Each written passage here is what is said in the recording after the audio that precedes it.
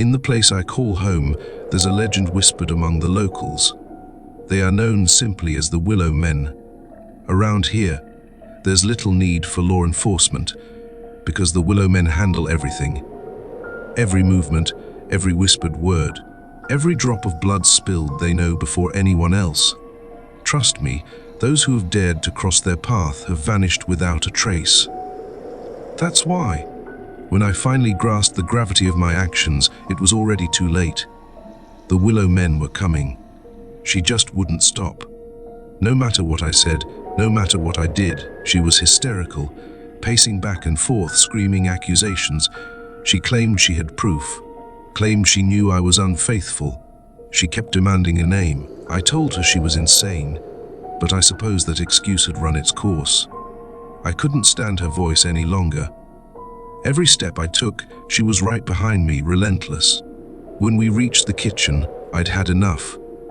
My hand found the first knife within reach, and before I even thought, I drove it into her throat. The anger and sorrow on her face twisted into something far worse. Pure despair, complete disbelief. Blood poured freely down her blouse as she collapsed, clawing at the tile floor, gasping, choking. The sound of her struggle only fueled my rage. Without hesitation, I snatched the cast iron skillet from the stove, its surface scalding hot, and swung. The first impact cracked against her skull, a sickening sound that should have been enough. But I didn't stop. I lost track of how many times I brought it down. By the time I finally let go, my hands were drenched in blood. What remained of her head was barely held together by splinters of bone. The skillet clattered to the floor with a metallic thud. I waited for regret to set in, to feel something, anything, that might remind me I was still human. But then nothing at all. But regret never came. If anything, I felt relief, satisfaction. Even, with a grunt, I hoisted her lifeless body onto my shoulder. Her head lolled against me, those vacant eyes locked onto mine as if condemning me even in death. I could only chuckle. As soon as I stepped outside, I let the broken heap of her body drop onto the ground. I needed a shovel. That was when I realized I wasn't alone. The whispers drifted from the tree line, hushed and knowing. In the edges of my vision, I could feel them, silent figures watching my every move. Yet every time I looked up, all I saw were twisted, gnarled trees staring back. But I knew better. They were there. By the time the grave was deep enough and the last shovelful of dirt settled over her, dusk had fallen, sweat clung to my skin, and the blood stains on my clothes darkened, turning a sickly shade of rust. I wiped my hands on my jeans, exhaling sharply. Then I saw them. Peering from between the trees, half hidden in the dying light, they stood, gaunt figures with elongated faces, their hollow eyes fixed on me. They barely revealed themselves, always lurking just out of reach, melding with the twisted trunks of their beloved woods. But I could feel their presence, watching, whispering. "What the hell are you staring at?" My voice cracked through the silence. "You heard her. I had to do it. I waited. I don't know what for. Reaction, an answer, maybe even some kind of absolution. But they only stared, my hands clenched into fists. I spat onto the dirt, throwing the shovel down. Let them come. I wouldn't go without a fight. Storming back inside, I wasted no time. I shoved furniture against the doors, dragged heavy dressers in front of every entrance. Nails bit into wood as I hastily boarded up the windows, sealing myself inside as the last sliver of sun slipped below the horizon. And then the fear set in. A deep, gnawing unease coiled in my gut, heavier than I cared to admit. Was it just nerves? I wanted to believe that, but the ice-cold sweat on my skin told me otherwise. I loaded my shotgun, my hands shaking only slightly, and reached for a half-empty bottle of whiskey. The first swallow burned, the second went down easier. Frustrated, I hurled the rest against the wall, watching the glass shatter and the amber liquid drip down like blood. I left one door open, the back door, the one that faced the woods. Dragging a chair in front of it, I sat down, shotgun resting in my lap.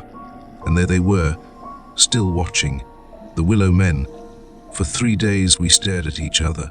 I barely moved, barely blinked, but exhaustion was a patient predator, creeping in little by little. My eyelids grew heavier, my body begged for rest. At one point, in my desperation, I leaned my head against the barrel of my shotgun to keep from nodding off, until reason snapped me back. The last thing I wanted was to accidentally pull the trigger. Had I known what was coming, maybe that would have been the better option. I forced myself to stay awake a little longer, but time blurred. Day faded into night, and before I knew it, darkness swallowed the world outside. Yet still, they remained, silent figures in the trees. Then I had a thought.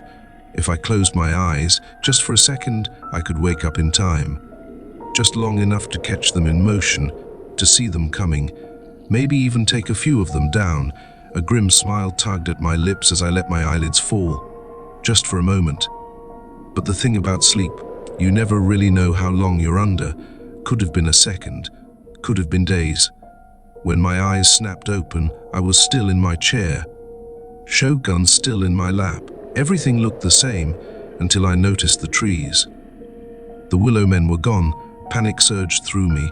I bolted upright, shotgun raised, scanning the shadows. My breath came in sharp, uneven gasps, and my fingers twitched against the trigger. Nothing. I took a few steps outside, straining to see through the night. Heart hammering against my ribs, the silence was thick, suffocating. My whole body shook, the gun heavy in my trembling hands. Then, slowly, I began to calm. Maybe they'd left. Maybe I'd imagined the whole damn thing. Taking a deep breath, I turned back toward the house, ready to return to my post. And that's when I felt it. I wasn't alone. I stopped dead in my tracks. A lump rose in my throat, and my vision blurred with unshed tears. A strangled sound pushed up from my chest, but I swallowed it down. They were here, the willow men, peering from around the doorway, lurking at the sides of the house. Their twisted, gnarled faces and branch, like fingers stretched toward me. Their hollow eyes fixed on my every move. Instinct took over. I jerked the shotgun up and fired. Wood splintered, the doorframe exploding in fragments, but the shot missed its mark. My hands scrambled to reload, fingers trembling as I dug a fresh shell from my pocket. With a click, the shotgun snapped shut, and I lifted it again. They hadn't moved, still watching, still waiting. I steadied my breath, aimed carefully, and fired once more. This time, the shot came closer, chipping away at the doorframe near them, but not close enough. My fingers fumbled for another shell. That's when I felt it, a massive shadow sweeping over me. I barely had time to look up. They were already there. A strangled scream tore from my throat as I tried to reload, but in my panic, I slammed the shotgun barrel shut on my own thumb. Pain detonated through my hand, the sickening crunch of bun followed by a sharp, wet snap. Blood poured from the severed stump. Then everything 4000 C2 and C2 laufusen contastati fato. I woke to ice, cold air pressing against my skin. My vision wavered, the world around me shifting in and out of focus. My body jostled roughly, and that's when I realized I was being dragged. A wave of nausea twisted my gut as I looked around. The darkness was endless, stretching in every direction. I knew, without a doubt, that I was deep in the woods, far beyond any place a person should ever be. A new pain throbbed through me, sharp and relentless. My hand, or what was left of it. Where my thumb had once been, there was only blackened, swollen flesh, creeping up my forearm with an unnatural numbness. A fresh bolt of pain shot through my legs, and I finally dared to look down. My ankles. They had been snapped clean, twisted at odd, sickening angles, and the willow men, silent, unrelenting, dragged me by my feet deeper into the abyss. Terror surged through me. I threshed, I kicked, I screamed for anyone, someone, to hear me. But all I did was summon more of them. Shapes emerged from the darkness, shifting behind the trees. Only those weren't trees. Not really. Their trunks were small and smooth, almost leathery. The ground beneath them was damp red, pulsing like open flesh. And as I was pulled closer, I realized I was never getting out. I was still being dragged. The ground beneath me had changed. no longer damp and soft, but dry and rugged, scraping against my battered skin with each pull. My breathing came in ragged gasps, my body screaming in agony. Then I made the mistake of looking up. I wish I hadn't. Suspended from the canopy above were corpses. Skinless, their raw, exposed flesh glistening in the dim light.